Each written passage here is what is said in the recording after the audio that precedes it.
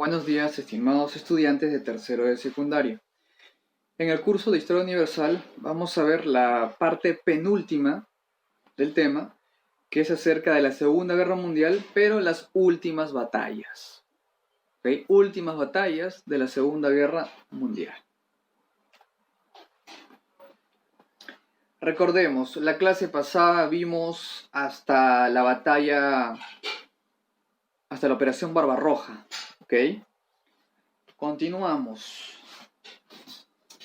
A ver, ahora nos situamos ya no en Europa, ahora nos situamos en América, exactamente en Hawái, en la isla de Hawái, que le pertenece a Estados Unidos. ¿Qué pasó en Pearl Harbor? Fue una mañana, ¿ok? Una mañana, un 7 de diciembre de 1941. Los soldados estadounidenses estaban en la base militar de Pearl Harbor, estaban limpiando los aviones, limpiando los barcos de guerra, limpiando la base militar, estaban tranquilos, haciendo sus labores como siempre. Esa mañana, de la nada aparece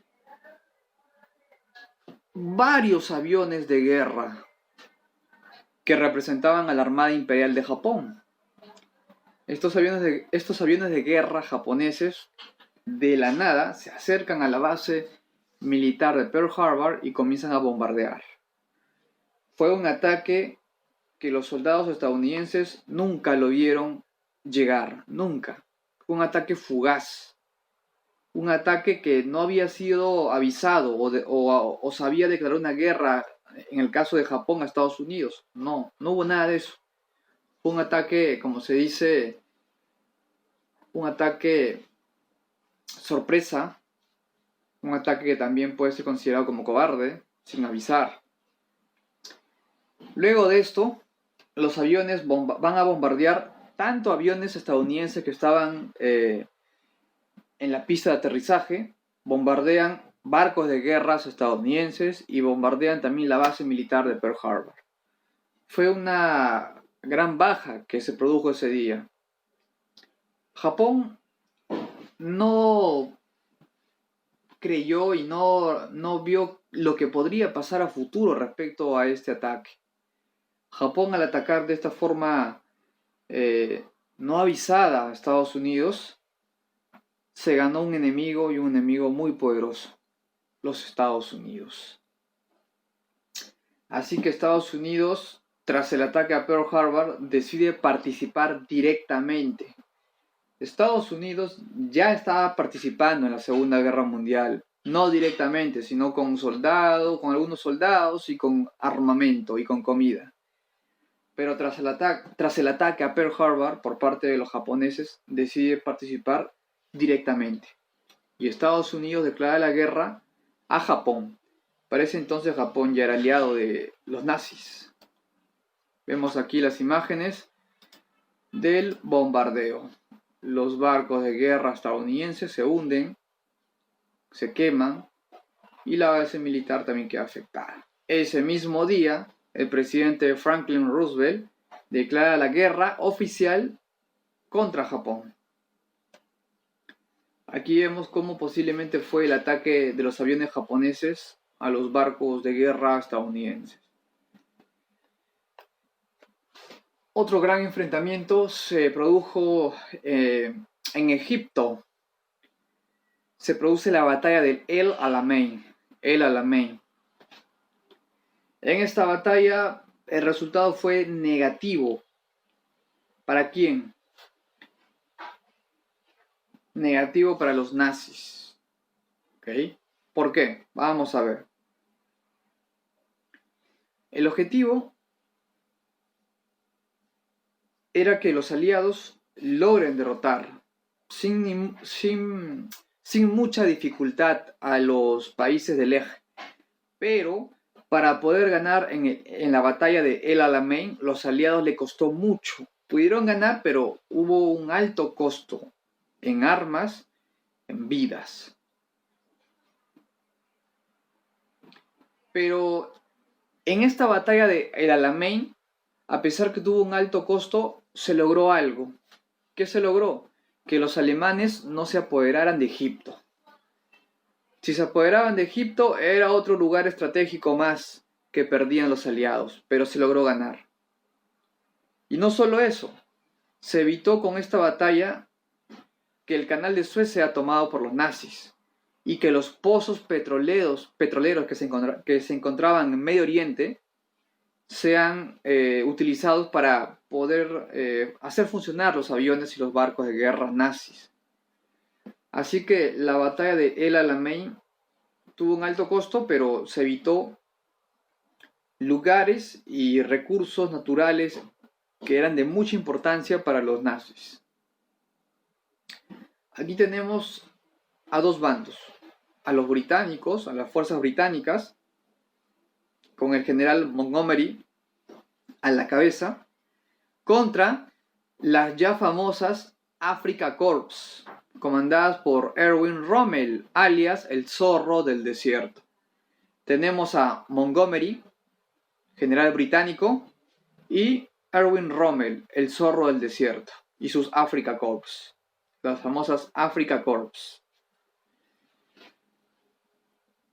¿Qué hacen los nazis? Tuvieron que retirarse. ¿Por qué? Estaban siendo derrotados. Le costó mucho a los británicos ganar, pero ganaron zonas estratégicas. Y ganaron una zona que le iba a proveer de petróleo para los barcos y los aviones de guerra, y para los tanques. Sin petróleo no podían hacer nada. Aquí vemos cómo se produjo la campaña. Vemos a Montgomery, británico, y Rommel. Otra batalla también que da mucho que hablar es la batalla de Midway, ¿ok? Que sea en el mar, vendría a ser un combate, el combate de Midway. Este combate de Midway es la respuesta de Estados Unidos frente al ataque de Pearl Harbor. Los japoneses bombardean Pearl Harbor sin plena declaratoria de guerra, sin avisar, así de la nada. Estados Unidos, ese mismo día con Franklin Roosevelt, le declara la guerra a Japón. Y luego, el 4 de junio, del 4 al 6 de junio de 1942, o sea, casi un año después, Estados Unidos va a vengarse contra los japoneses. Se va a vengar. Envía varias flotas de guerra, varios barcos estadounidenses para enfrentarse a Japón. Fue una batalla a muerte. El resultado fue que Estados Unidos derrotó a la Armada Naval de Japón. Japón perdió navalmente contra Estados Unidos. Aéreamente también, porque no solo enviaron barcos de guerra a los estadounidenses, sino que aviones de guerra muy adelantados para la época. Logró vengarse en la batalla de Midway, Estados Unidos contra los japoneses. Aquí vemos algunas imágenes de cómo pudo ser el enfrentamiento. Aquí una especie de simulación y aquí sí vemos imágenes reales. Cómo Estados Unidos bombardea bases militares, barcos de guerra japoneses. Se vengaron. Una de las batallas más sangrientas y con mayores bajas fue la batalla de Stalingrado. Y es la más importante de toda la Segunda Guerra Mundial. Ya que si no se hubiera dado la batalla de Stalingrado, el ejército nazi no hubiera tenido tantas bajas. Así que la batalla de Stalingrado es la más importante de todas las batallas que se dan en la Segunda Guerra Mundial. ¿Por qué? Se evitó que los nazis sigan avanzando e invadiendo otros países. Segundo, se demostró de que el Tercer Reich, el Tercer Imperio, no era tan poderoso como ellos creían y que se podía vencer. Simplemente era estrategia y alianzas. Aquí se enfrentan los nazis y los soviéticos, el ejército rojo, que son los soviéticos, y los nazis. ¿Ok? De 1942 a 1943. Casi un año, con unos meses menos. la batalla de Stalingrado va a demostrar que los soviéticos, sí, claro, perdieron al inicio, en las primeras batallas, no en Stalingrado, sino en las primeras batallas iniciales. Pero en Stalingrado, los soviéticos van a armar un gran ejército, superior en cantidad a los nazis. Y también tenían armas a la par de los nazis. No solo los nazis creaban armas adelantadas para la época, también los soviéticos invertían en investigación. ¿Qué pasa aquí? Dentro de la batalla de Stalingrado hay una operación, que era la Operación Azul. Esta Operación Azul no fue creada por la Unión Soviética, sino que fue creado contra la Unión Soviética. ¿Cómo es eso? Esta operación tenía como objetivo quitarle los pozos petroleros ¿a quién? A la URSS. Estos pozos petroleros se encontraban en el Cáucaso. Y el Cáucaso era dominado por la URSS. Los alemanes fueron derrotados, no pudieron aplicar la Operación Azul porque los soviéticos hicieron mucha resistencia y en vez de causar bajas en el ejército rojo, tuvieron bajas en su propio ejército. ¿Qué pasó? ¿Por qué los nazis no pudieron vencer a los soviéticos? ¿Qué pasó? Primer motivo, el territorio soviético era muy grande, muy extenso. Invadir toda la URSS era casi imposible, era tan grande la URSS que no se podía invadir toda la URSS. 2. Justo cuando invaden era invierno. Y en invierno las temperaturas en Rusia y en los países circundantes a Rusia descienden menos 15, menos 20, 25 grados bajo cero. La falta de comida también hace que los soldados se cansen, más el frío los desgasta el doble. Resultado, los soviéticos vencen a los nazis en la batalla de Stalingrado. Podemos ver las imágenes de la batalla, de cómo fue la batalla de Stalingrado. Imágenes reales, cómo se dio. Los rusos estaban adaptados a las bajas temperaturas, mientras que los nazis no, los alemanes no. Otro enfrentamiento muy conocido como el Día D o el desembarco en Normandía. ¿Okay?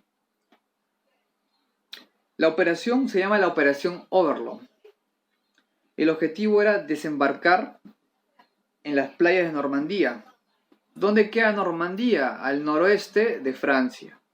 O sea, desembarcaban de varios barcos soldados aliados. Estos aliados no solo eran estadounidenses, eran británicos, estadounidenses y algunos rebeldes que se encontraban en Francia. Desembarcaban en la parte noroeste de Francia y luego comenzaban a entrar a Francia. El objetivo era, primero, desembarco en Normandía. O sea, entro a Francia. Luego, voy a Inglaterra. No, disculpen. Desembarco en Francia. Ingreso para tratar de apoyar a Francia, porque todavía seguía dominada por los nazis. Y aprovechar que el ejército soviético estaba enfrentándose a los nazis en Stalingrado y habían vencido, y los nazis retroceden. Y en ese momento que retroceden los nazis, porque habían sido derrotados en Stalingrado, en ese momento los soldados británicos y estadounidenses atacaban al ejército debilitado de los nazis y le daban una estocada casi final. Ese fue el objetivo. Primero, de Inglaterra, ir en barco hasta Normandía. De Normandía, que es Francia, enfrentarse en Francia y luego avanzar y encontrarse con el ejército nazi. Como el ejército nazi ya ha sido derrotado porque se han enfrentado con los soviéticos, ese ejército debilitado se iba a enfrentar contra el ejército británico y estadounidense que estaba intacto porque no había luchado. y se iba a lograr la derrota de los nazis en Francia y en los países circundantes. Vemos aquí el desembarco en Normandía, ¿okay? Soldados británicos y estadounidenses llegando a la parte noroeste de Francia. Dicho y hecho pasó. Dicho y hecho pasó. El ejército nazi estaba cansado porque había sido derrotado en Stalingrado, así que tomar Berlín era más fácil. El ejército rojo, el ejército soviético o rojo, ya había derrotado en Stalingrado a los nazis. Los soviéticos no se iban a conformar solo con derrotar en esta batalla. Los soviéticos buscaban más, buscaban llegar a Berlín, a la capital de Alemania, y tomar toda Berlín. Así que los soviéticos van a reunir al ejército más grande, o sea, consiguieron más soldados todavía, de diversas partes de la URSS. Prácticamente la toma de Berlín fue la última batalla, así que los soviéticos reúnen a todos los soldados que podían, a todos. Crearon un gran ejército, más grande que el que tenían. ¿Por qué Berlín? Aparte de ser la capital de Alemania, era el cerebro del ejército nazi. Ahí se concentraban todos. Así que los alemanes se van a enfrentar contra los soviéticos. Y la superioridad de soldados soviéticos a la superioridad que en ese entonces tuvo los nazis fue superada. El ejército nazi fue superado, ¿por qué? Porque los soviéticos eran el doble de soldados o el triple, los superaban por mucho. No le costó mucho a los soviéticos invadir Berlín y derrotar a los nazis en Berlín. A pesar que los nazis tratan de hacerle frente o luchar o defenderse, más fuerte fue el espíritu soviético de derrotar sí o sí y acabar la guerra lo más pronto posible. Los nazis son derrotados. Otro grupo de soldados fue tomado prisionero como refugiados, ¿ok? Hubieron prisioneros nazis. Hubieron refugiados alemanes que no eran nazis. ¿Qué hacen los rusos? Los van a capturar y los van a enviar como una especie de campo de concentración a los alemanes que habían perdido, que se habían rendido. El 30 de abril de 1945, según lo que cuenta la historia oficial, Adolfo Hitler logra escaparse, pero no escaparse a Alemania, sino que logra escaparse en el lugar del ataque y se va a un lugar un poco más seguro, pero que tampoco estaba tan lejos de la zona de ataque. Se esconde en su búnker y el 30 de abril Adolfo Hitler se suicida. ¿Por qué? Porque los soviéticos ya habían tomado el cerebro de los nazis, o sea, Berlín. Y de hecho que los soviéticos iban a capturar a Hitler, lo iban a torturar y luego lo iban a matar. Era lo más probable. Así que Adolfo Hitler decide suicidarse. Se suicida con su perro, un perro pastor alemán, un perro que lo quería mucho.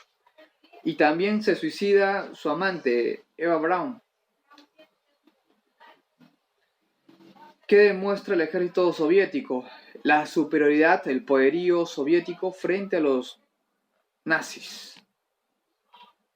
Con esto prácticamente estamos a puertas de acabar la Segunda Guerra Mundial, con Hitler muerto. Así fue la batalla de Berlín. Los soviéticos van a poner su bandera en la parte más alta de las casonas. Fue una batalla a muerte. Los nazis tenían todo que perder y los soviéticos mucho que ganar.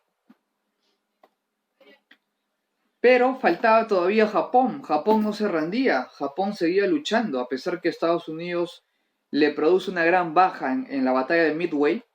A pesar de eso, Japón seguía luchando, no quería rendirse. Entonces, para ese entonces, el presidente de Estados Unidos ya no era Franklin Roosevelt. Roosevelt ya había fallecido. y va a ser reemplazado por Harry Truman. Harry Truman es el nuevo presidente de Estados Unidos. Entonces, para ese entonces ya había ocurrido de que los científicos estadounidenses con el gobierno de Estados Unidos ya habían creado una arma de destrucción masiva que lo querían, ya lo habían probado también, sino que querían probarlo en un país enemigo. Primero van a amenazar a Japón para que se rinda. ¿Okay? El emperador Hirohito, el emperador japonés Hirohito, no se rinde. No se rinde.